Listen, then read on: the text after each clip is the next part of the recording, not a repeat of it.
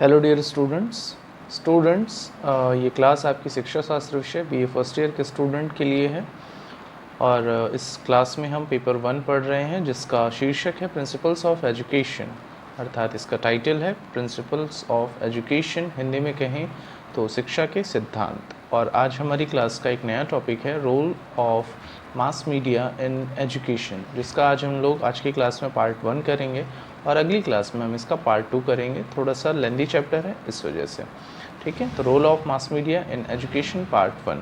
Okay students, lecture number ये 16 है। इसके पहले 15 लेक्चर्स कंप्लीट हो चुके हैं।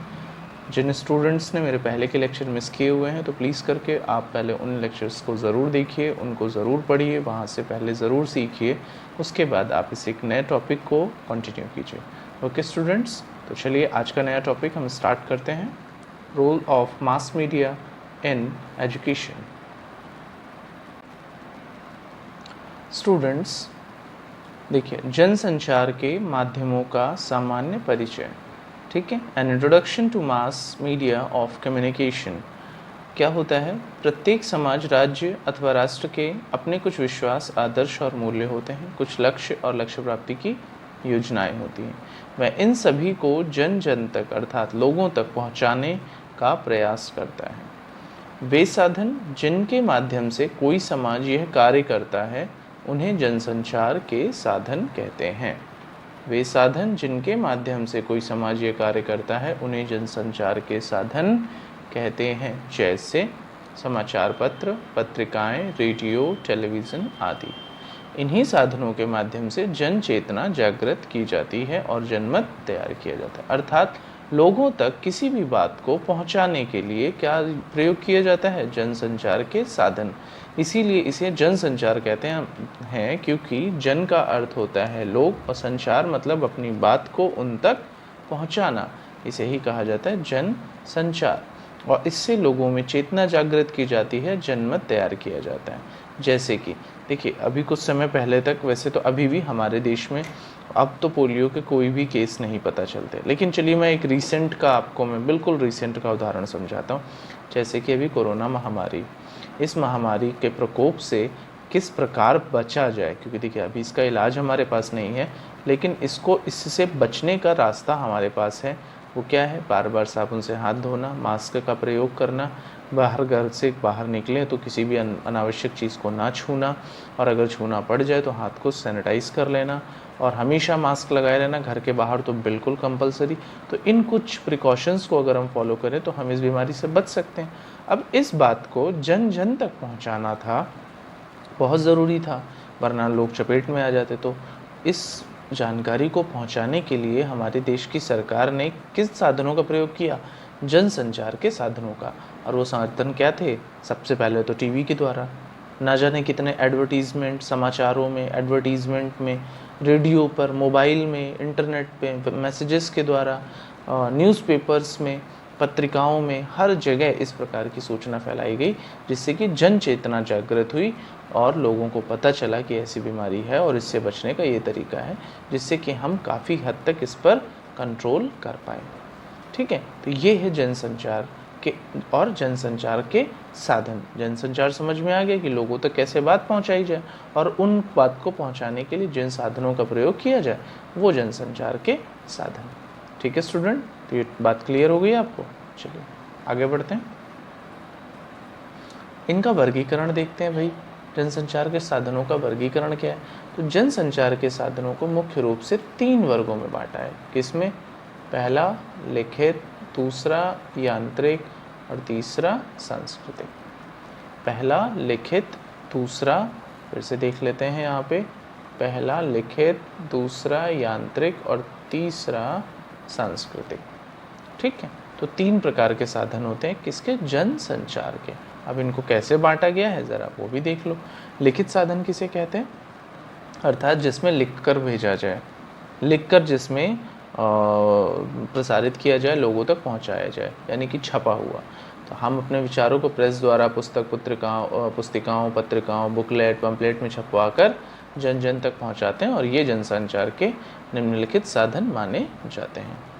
ठीक है स्टूडेंट्स, चलिए, तो ये आपके लिखित साधन है। आप इसको समझ पाए होंगे जो मैं आपको बताने का प्रयास कर रहा हूँ। ठीक है बच्चों, चलिए तो लिखित साधन समझ गए। यांत्रिक साधन में क्या होता है?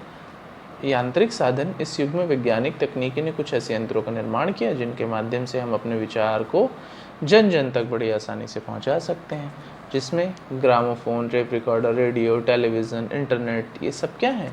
जनसंचार के यांत्रिक साधन है, मैकेनिकल डिवाइसेस हैं ये, जिनके द्वारा, जिनके हेल्प से हम ज़्यादा से ज़्यादा लोगों तक कम से कम समय में पहुंच सकते हैं। ठीक है, अब इसके बाद बात आती है सांस्कृतिक साधनों की। तो आज के समय में लिखित और यांत्रिक साधनों का बोलबाला बहुत है, लिखित साधन से भी ज़्यादा यांत्रिक साधनों का बोलबाला है। लेकिन एक वक्त था जब ना तो लिखित साधन थे ज़्यादा, यांत्रिक साधन तो ना के बराबर थे। लिखित तब भी थे लेकिन यांत्रिक साधन ना के बराबर थे। तो उस समय में किन साधनों का प्रयोग होता था? सिर्फ और सिर्फ सांस्कृतिक साधनों का। तो उनका भी बड़ा प्रयोग है आज के समय में, और उनकी भी महत्ता अपने आप में स्पष्ट है, क्योंकि एक वक्त था जब सिर्फ और सिर्फ सांस्कृतिक साधन ही हुआ करते थे।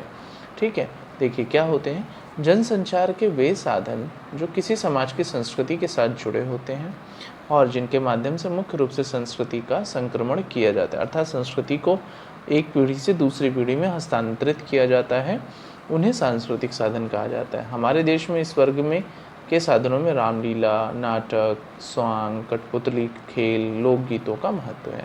अर्थात रामलीला के द्वारा राम जी के चरित्र का वर्णन, कृष्ण लीला के द्वारा कृष्ण जी के चरित्र का वर्णन, पौराणिक कथाओं का वर्णन, हरिश्चंद्र के नाटक, ठीक है, ईमानदारी का जो उनका जो प्रण था, उसके लिए सत्य बोलने का जो प्रण था, इस बात को जन जन तक पहुंचाने के लिए नाटक का प्रयोग, नाटक खेल कर लोगों को सिखाया जाता था। सती प्रथा का नाटक, तो ये सब जो नाटक, रामलीला, ये सब हुआ करता था, ये सब उस समय में जन चेतना जागृत करने का सांस्कृतिक साधन माना जाता था। या समाज में कोई भी ज्वलनशील मुद्दा होता था तो उसे भी नाटकों के माध्यम से लोगों तक पहुंचाया जाता था। आज भी नाटकों का प्रयोग होता है लेकिन हम उन्हें उतना ज़्यादा महत्व नहीं देते। आपने कभी कभार न्यूज़पेपर्स वगैरह में नुक्कड़ नाटक, इन सब के बारे में पढ़ा होगा।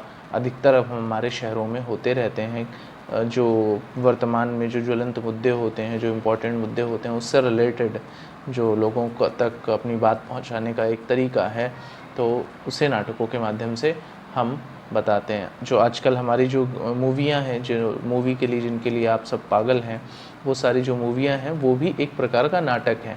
बस कुछ मूवियाँ हैं जो अपने किसी न किसी उद्देश्य को ध्यान में रखकर बनाई जाती हैं, जैसे कि देशभक्ति जो मूवियाँ हैं, लाइक अभी रिसेंट में आपको बताऊं तो उरी, जो आपको याद होगी और बहुत ही अच्छी मूवी भी है, ठीक है ना। तो इस तरीके की और भी कई सारे महिला सशक्तिकरण को लेकर कुछ मूवियाँ बनाई गई हैं, और भी जो प्रमुख जो हमारे देश की हस्तियां हैं उनके बायोपिक बनाई जाती हैं।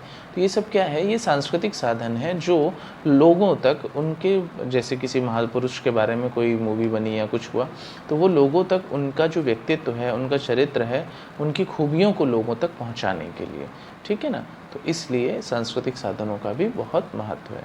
तो अर्थात जनसंचार के साधनों में लिखित साधन, यांत्रिक साधन एवं सांस्कृतिक साधन, इन तीनों का प्रयोग किया जाता है। ठीक है, आगे बढ़ते हैं।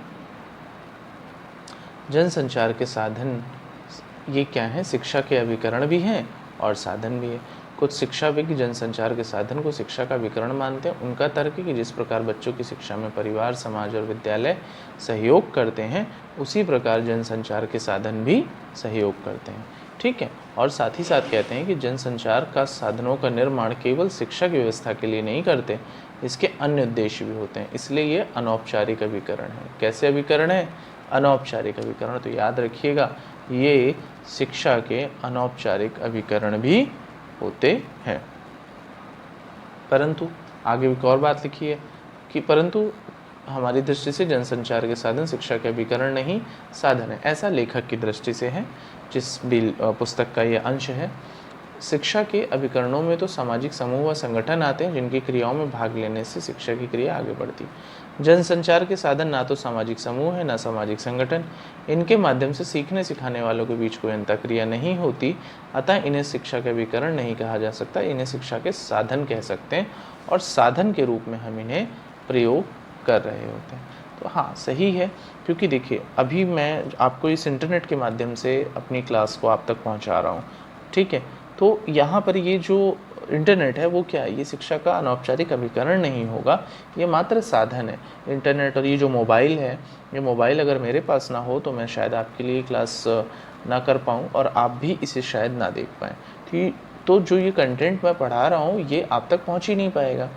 तो ये जो मोबाइल है, ये मोबाइल यहाँ पर साधन का काम कर रहा है, अभिकरण नहीं कहा जा सकता, साधन का काम कर रहा है, ऐसा लेखक मानते हैं, ठीक है ना। साधन के रूप में इनका प्रयोग करते हैं, किनका, जनसंचार के साधनों का, ठीक। जनसंचार के साधन और शिक्षा क्या है, ज़रा ये देख लेते हैं हम लोग। जनसंचार के साधन और शिक्षा में साधनों का प्रयोग मुख्य रूप से जन चेतना जागृत करने और जनमत तैयार करने, जन जन को देश विदेश की गतिविधियों से परिचित कराने और लोगों को अपने क्षेत्र से संबंधित अद्यतन ज्ञान और क्रियाओं की जानकारी कराने के लिए किया जाता है। अर्थात इन साधनों का प्रयोग किस लिए होता है, जन चेतना जागृत करने, जनमत तैयार करने और लोगों को देश विदेश की गतिविधियों की जानकारी कराने के लिए। इन सब के साथ साथ इनके द्वारा जन साधारण का मनोरंजन भी किया जाता है, ठीक। अब विकासशील एवं विकसित देशों में इनका प्रयोग विकसित एवं विकासशील देशों में इनका प्रयोग शिक्षा के क्षेत्र में भी किया जा रहा है, जैसे कि हमारे देश में भी इन जनसंचार के साधनों का प्रयोग शिक्षा के लिए भी तो प्रयोग हो रहा है ना। टेलीविज़न के माध्यम से आप लोगों को शिक्षा दी जा रही है। आज प्रेजेंट टाइम में, इस कोरोना के टाइम में 12th स्टैंडर्ड तक के स्टूडेंट्स के लिए देखिए स्वयं प्रभा चैनल बना दिया गया है, टेलीविज़न पर लगातार प्रसारित हो रहा है और जिसके माध्यम से बच्चों को ज्ञान दिया जा रहा है, उनकी कक्षाएं लग रही हैं। आप लोगों के लिए भी विभिन्न महाविद्यालयों, विश्वविद्यालयों द्वारा वर्चुअल क्लासेस स्टार्ट कर दी गई हैं, वो आप लोग ले पा रहे हैं इंटरनेट, मोबाइल, कंप्यूटर के द्वारा, ठीक है। तो ये सब क्या है, जनसंचार के साधन हैं जो कि आपको शिक्षा के लिए भी प्रयोग अब किए जा रहे हैं। हमारे देश में भी शिक्षा के क्षेत्र में इनका प्रयोग बढ़ता जा रहा है। इस युग में शिक्षा के जो नए आयाम विकसित हुए हैं, पत्राचार शिक्षा, दूर शिक्षा, जीवन पर्यंत शिक्षा, उन सब की व्यवस्था इन जनसंचार के माध्यमों से ही की जा रही है, ठीक है स्टूडेंट्स। तो आप समझ पाए होंगे कि जनसंचार के साधन क्या होते हैं। पहली बात तो जनसंचार क्या होता है, फिर जनसंचार के साधन क्या होते हैं और जनसंचार के साधन शिक्षा के लिए किस प्रकार प्रयोग किए जाते हैं, ठीक है स्टूडेंट। तो हम आज की क्लास में आपका टॉपिक यहीं पर रखेंगे। अगली क्लास में इसी टॉपिक का नया पार्ट कर पढ़ेंगे, जिसमें कि जो बची हुई जानकारियाँ वो भी हम आपको ज़रूर देंगे, ठीक है स्टूडेंट। तो तब तक आप इस चैप्टर को अपनी बुक से पढ़िए और जो मैंने क्लास में समझाने का प्रयास किया है उसे भी 1 से 2 बार और सुनिए और समझिए और अपने नोट्स लिखने का प्रयास करिए, ठीक है स्टूडेंट। आज की क्लास के लिए इतना ही, धन्यवाद।